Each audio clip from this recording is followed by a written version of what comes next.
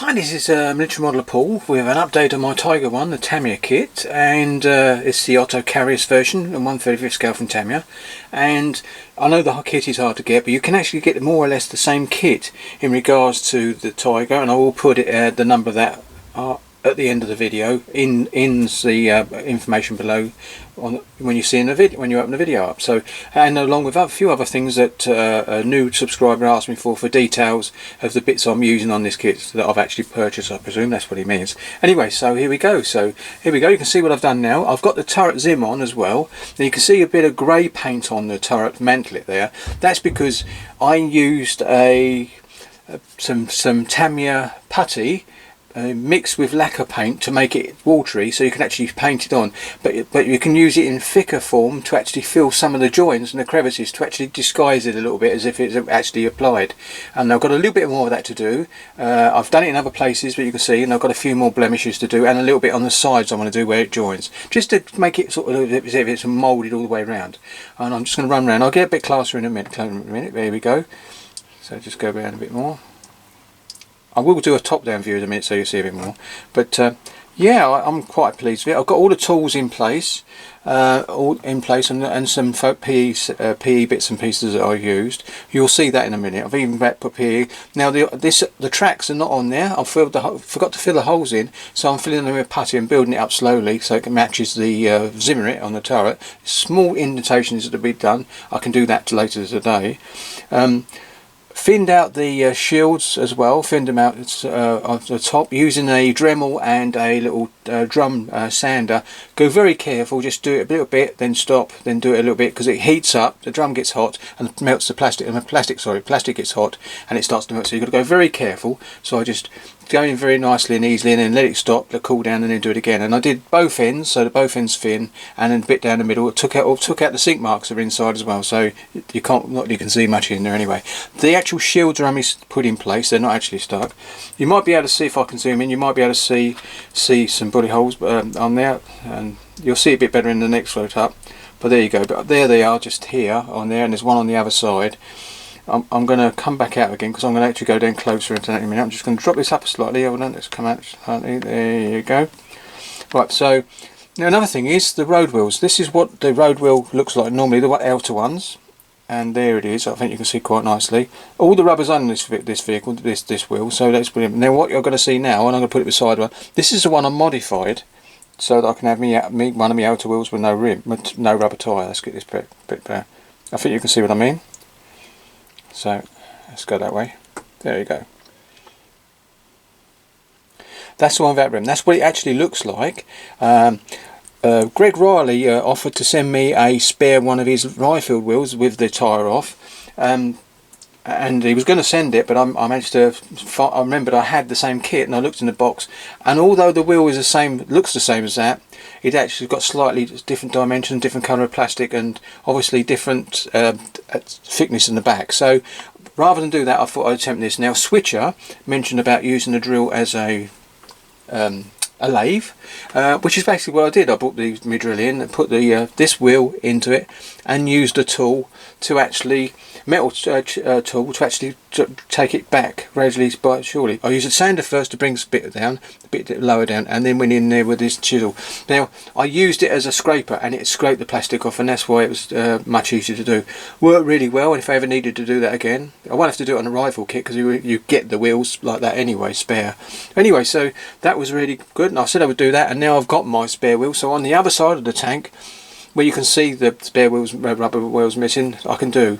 Now, like I said, on the photo I'm working from for OTTO CARIUS' tank, the two track links are missing on that side, so I've decided to go with the option that they're missing on this side as well, just because I thought it's 50-50, and there's no photograph evidence of it showing it there.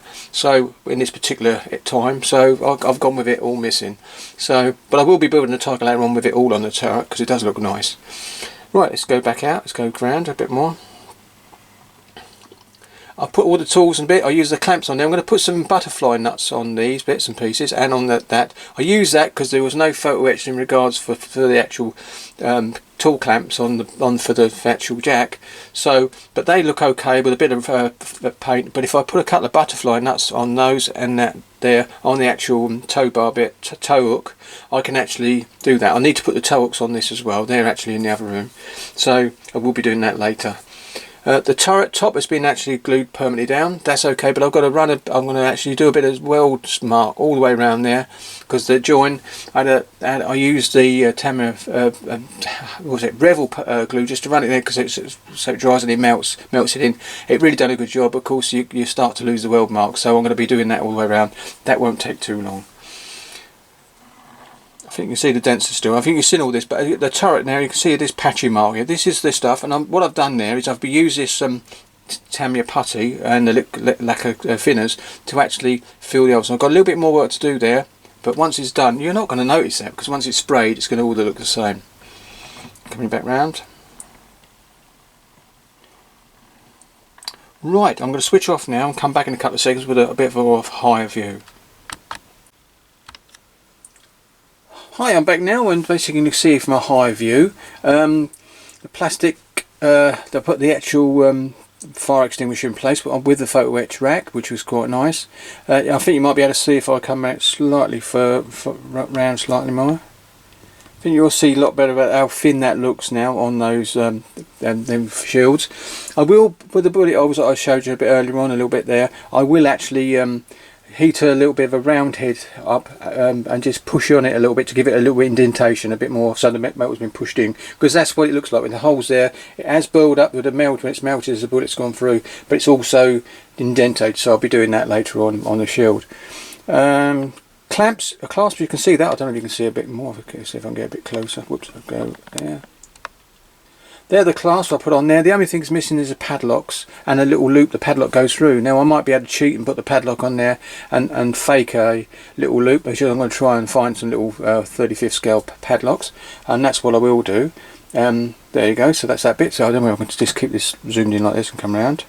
That's what I mean about that fillet. It looks, that's a heavier zimmet coming through it. And you can see the actual clamp there, definitely coming into the shot, and I'm going to have to zoom out a little bit, just to give you a bit more of those.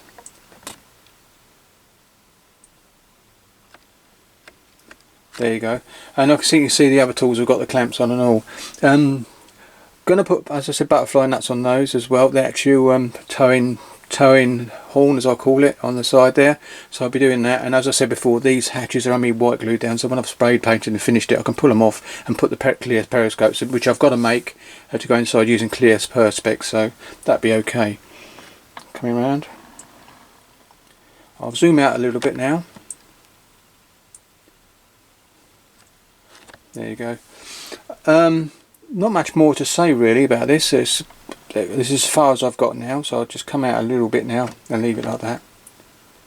I don't worry about the barrel coming in, because at the end of the day, you know what it is. It actually comes off still. I haven't actually got it permanently glued in place, but I'm really pleased with the way the wheel come out using the old switcher lathe method with the drill, power drill. It's a battery one, so just use it anywhere. But it worked really fine, and I put it up against the Ryefield wheel, and it looks very similar. But obviously, the only difference is there's a slightly look different, because this is an older kit compared to the Ryefield being an up-to-date one.